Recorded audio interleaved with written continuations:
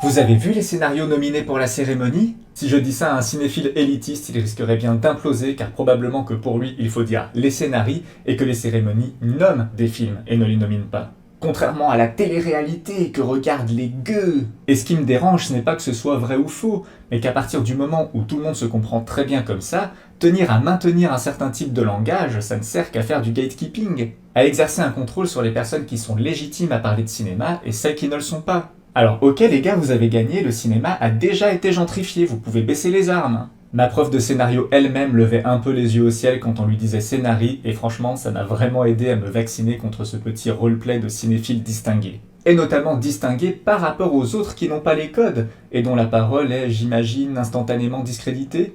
Attention, hein, ayant fait mon master de recherche en audiovisuel, je suis bien d'accord qu'il y a des paroles discréditantes, mais il s'agirait de s'attaquer davantage au fond plutôt que la forme. Quelqu'un qui va commencer à essentialiser la signification des couleurs ou des échelles de plan va beaucoup plus me sembler léger en matière d'analyse que quelqu'un qui manquera juste de connaissances, par exemple dans le nom des échelles de plan.